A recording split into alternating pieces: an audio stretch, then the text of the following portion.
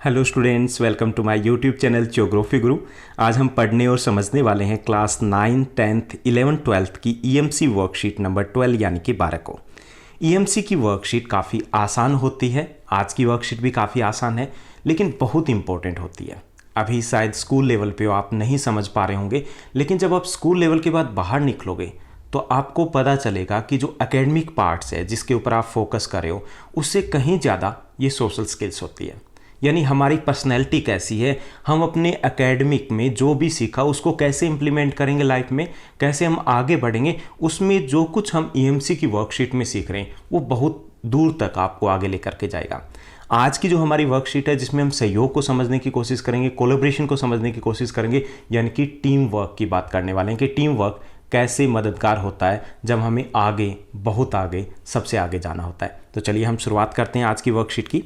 जैसा कि आप अपनी स्क्रीन के ऊपर देख पा रहे हैं, ये हमारी वर्कशीट नंबर 12 और हमारा आज का टॉपिक है सहयोग, कोलैबोरेशन। ये सेकंड पार्ट है। यहाँ पे एक इमेज भी दी गई है।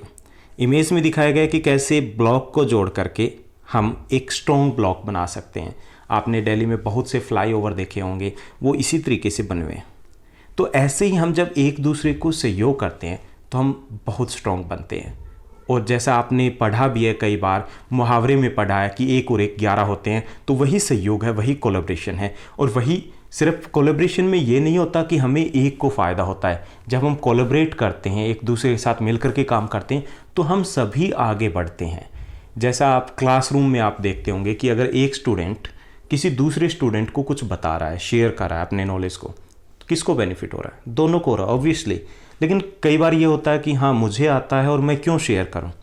अगर ऐसी आप में फीलिंग होती है तो इसका मतलब ये नहीं कि आप दूसरे का लॉस कर रहे हो, आप खुद का भी लॉस कर रहे हो। ऐसा ही आपने टीम में देखा होगा, आप क्रिकेट में देखते हो, आप आईपीएल में आपने देखा होगा, या आप किसी भी गेम में देखा होगा।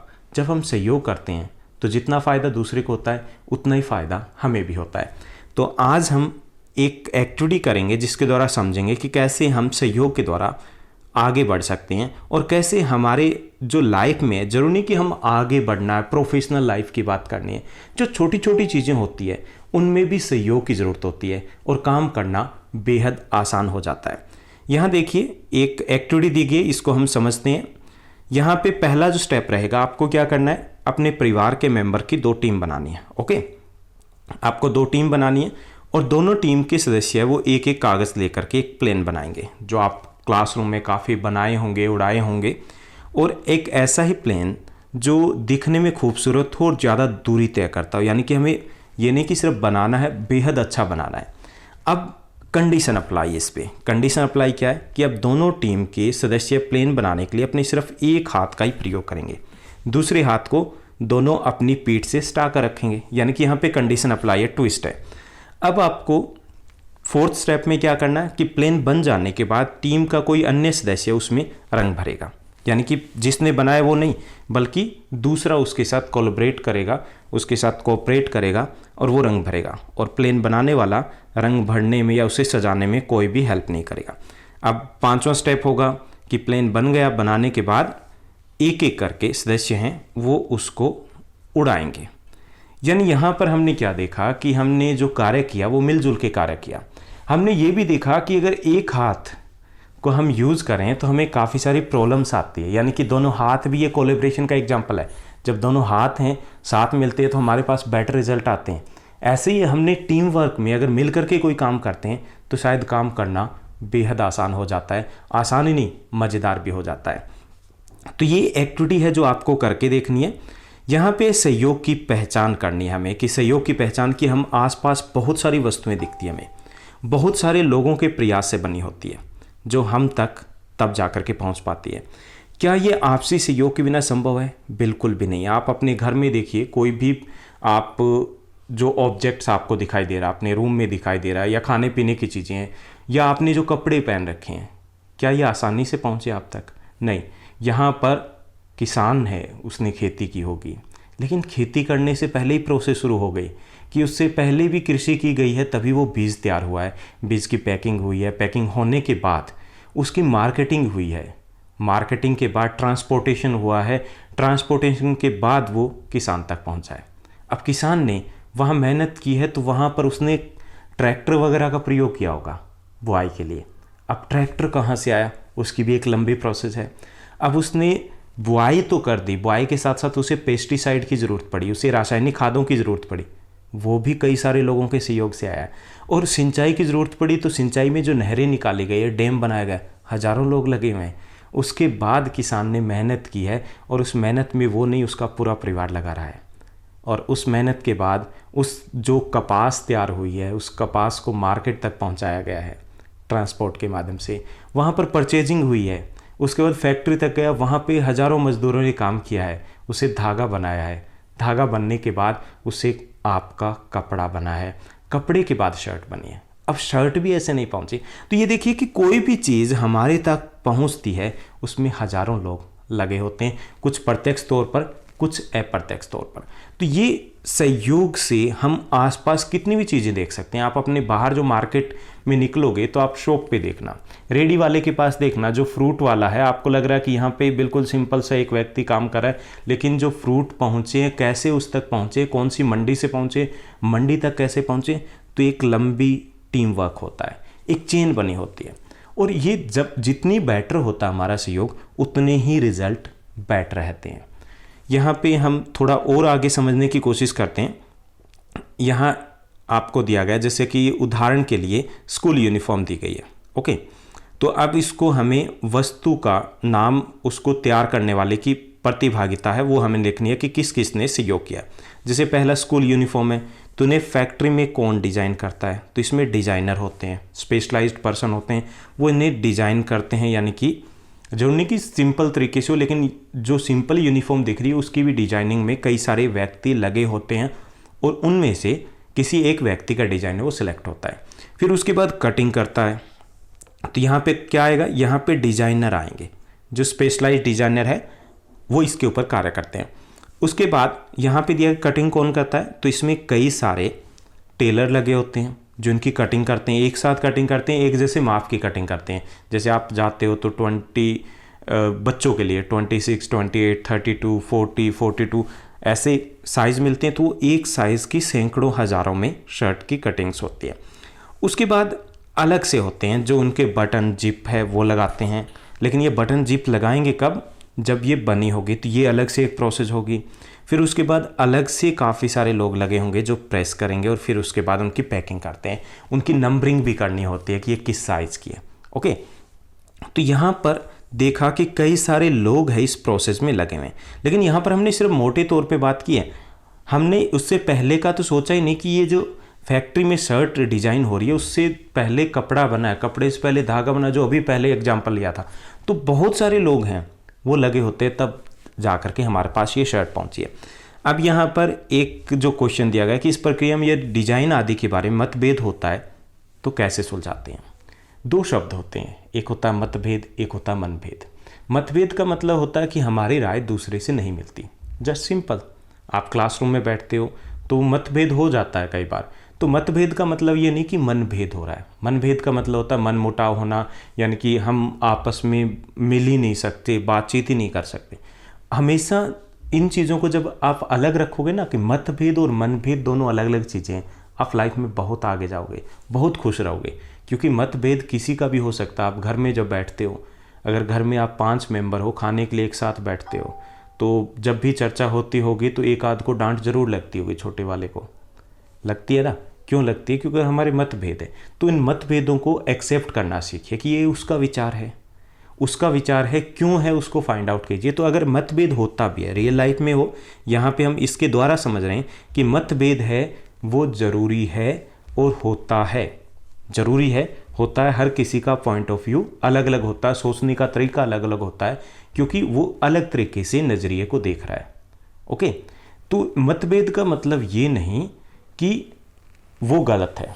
अगर आप ये कह रहे हो कि 5 जमा 4 9 है और दूसरा कह रहा है 6 जमा 3 9 है, बात तो एक ही है ना, कहने का तरीका अलग है। तो मतभेद में भी हमें बातचीत करनी चाहिए। अगर मतभेद होता है तो हमें बैठ करके बातचीत करना चाहिए, पहले सुनना चाहिए। हमने पिछली वर्कशीट में समझा था, अंडरस्टैंडिंग अदर्स की बात की थी हमने, इफेक्टिव कम्युनिकेशन में हमने समझा था, पहले सुनिए क्या कह रहा है, क्यों कह रहा है, उसके बाद हम अपनी बात रखेंगे। तो इस तरीके से आसानी से मतभेद है वो सुलझाए जा सकते हैं। किससे सुलझेंगे? सुलझेंगे बात करने से।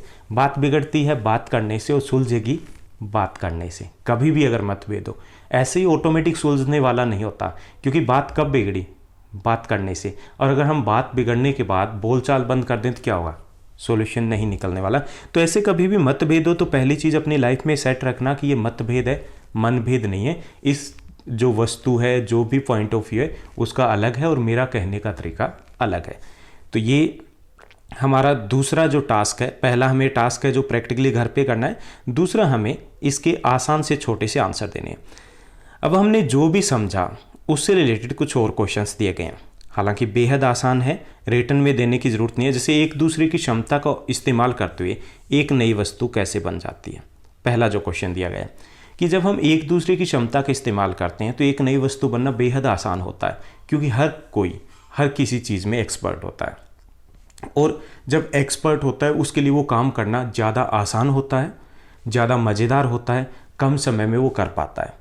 और ऐसे ही हम, जैसे आप आईपीएल खूब देख रहे होंगे इन दिनों में, तो आपने देखा होगा कि टीम वर्क कैसे होता है। फील्डर अच्छी फील्डिंग करता है, कैच भी लेने होते हैं, कैच लेने के साथ साथ कैप्टन है वो उसको स्ट्रेटजी प्लान करना होता है, बैट्समैन को रन भी बनाने होते हैं, बॉलर को अच्छी बॉल भी डालनी होती है, लाइन लेंथ सब कुछ अच्छा करना होता है। आप देखिए कि अगर बॉलर बॉलिंग कर रहा है, उसकी लाइन ठीक है, लेंथ ठीक नहीं है तो भी बात नहीं बनती। अगर उसकी लेंथ ठीक है और लाइन ठीक नहीं है तो भी बात नहीं बनती। सारी चीज़ें हैं वो प्लानिंग के अकॉर्डिंग चलती है, और उसी के साथ कोऑर्डिनेशन होता है, फील्डर के साथ भी कोऑर्डिनेट करना होता है। तो यही कि एक नई वस्तु कैसे बन जाती है, सहयोग के कारण बनती है। कि एक वस्तु में जब एक से ज़्यादा व्यक्ति लगे होते हैं, काम सरल हो जाता है, काम बेहतर होता है, गुणवत्ता उसकी ज़्यादा बेहतर होती है, क्योंकि हर किसी का अपना काम में स्पेशलाइजेशन होता है। ओके, उसके बाद दूसरा जो दिया गया कि हमें अपने आसपास और भी वस्तुएं और काम देखने को मिलते हैं जहां आपसी सहयोग हमें दिखाई देता है। तो किसी ऐसी वस्तु या काम का उदाहरण दीजिए जहां पर हमें सहयोग दिखाई देता है। तो वस्तु या काम बता सकते हो। हम काम, आप स्कूल का एग्जांपल दे सकते हो। आपके स्कूल में बेहतर तरीके से काम हो रहा है, क्यों हो रहा है? क्योंकि सहयोग करें। अगर सारे ही कह दे कि मुझे क्या लेना देना, मुझे तो मेरा काम है सिर्फ पढ़ाना, फिर डिसिप्लिन कौन देखेगा, एक्टिविटीज़ कौन देखेगा, असेंबली इंचार्ज कौन बनेगा? या आपको रोक टोक अगर ना की जाए, हो सकता है आपको इस वक्त स्कूल में बुरा लगता हो कि हमें टोक दिया गया, लेकिन बाद में आपको फील होगा कि हाँ, जो टोकता था, जिससे हमें सबसे ज़्यादा चिढ़ थी, शायद वही सबसे अच्छा टीचर था, क्योंकि वो आपको प्यार करता था, क्योंकि वो आपको इम्प्रूव करना चाहता था, क्योंकि वो चाहता था कि आप जैसे वो सही नहीं है, आप इसे और बेहतर करो। तो यहाँ पर हम स्कूल का एग्जाम्पल देंगे कि स्कूल में जो कार्य होता है वो एक टीम वर्क होता है, सहयोग के कारण ही होता है। तीसरा जो दिया गया है कि सहयोग करते हुए मतभेद हो जाएं तो कैसे सुलझाएं। अगर मतभेद हो जाएं कैसे सुलझाएं। अगर मान लीजिए स्कूल में हो जाता है तो दूसरे दिन लंच कर लीजिए उसके साथ, बड़ा अच्छा लगेगा।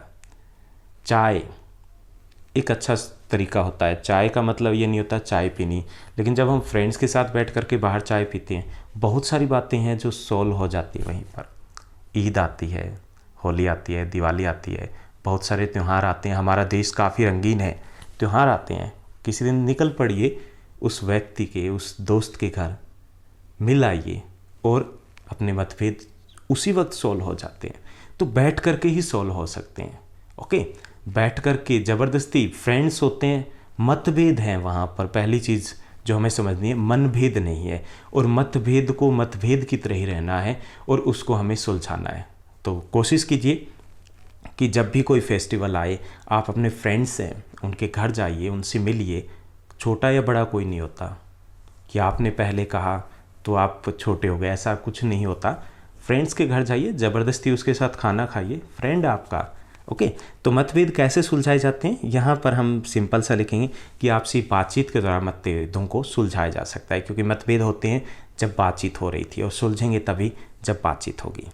तो उम्मीद करता हूँ कि आपको समझ में आया होगा, समझ गए होंगे कि अपने आसपास जो कुछ भी होता है, नया बनता है, उसमें कई लोगों का योगदान होता है। इसमें मतभेद भी होते हैं, हर किसी के अपने पॉइंट ऑफ व्यू भी होते हैं, लेकिन हर किसी की एक महत्वपूर्ण भूमिका भी होती है। जो हमें दिखाई नहीं देता वो भी बहुत कुछ कर रहा होता है। अब आईपीएल का मैं एग्जांपल ले रहा हूँ क्योंकि बहुत सारे बच्चे देख रहे हैं, तो आप देखिए कि सिर्फ जो हमें दिखाई दे रहा है स्क्रीन पे वो ही अच्छा नहीं करे, उनके पीछे बहुत बड़ा एक कोचिंग स्टाफ होता है, मेंटर्स होते हैं, तभी वो अच्छा कर पाते हैं। ये जो फ़ोटो छपती है ना अखबार में टॉपर बच्चों की, बहुत सारे टीचर, पेरेंट्स उनके पीछे लगे होते हैं। ये जो आपको आईएएस के टॉपर दिखाई देते हैं ना, तैयारी वो अकेले करे होते हैं, लेकिन जो उनके फ्रेंड होते हैं जिन्होंने वाह वाह किया था कि बस इस बार कर देगा तो बहुत अच्छा है, तो सबसे अच्छा है, जो इतना बोलते हैं ना, बहुत बड़ा योगदान देते हैं वो आगे बढ़ने में। आप भी देखिए, अच्छा करे उसमें उस टीचर का बड़ा योगदान है जो आपकी नोटबुक के ऊपर वेरी गुड लिख देता है। 6-7 दिनों तक ऊर्जा मिल जाती है, थके होते हो फिर भी मन करता है पढ़ते जाएं। तो सहयोग उनका ही नहीं होता जो आपके साथ दिख रहे हैं, जो नहीं दिख रहे हैं उनका भी सहयोग होता है। उनको भी थैंक यू बोलिए, आगे बढ़िए और हमेशा याद रखिए कि मैजिकल वर्ड का यूज़ कीजिए। मैजिकल वर्ड्स आप हमेशा कहिए, कोई भी चाहे छोटा हो बड़ा हो, बहुत बड़ा सहयोग मिलेगा। दूसरा, कभी भी किसी को भी हमेशा थैंक यू बोलना सीखिए। तो आज के लिए बस इतना ही। Thank you, bye bye, have a nice day.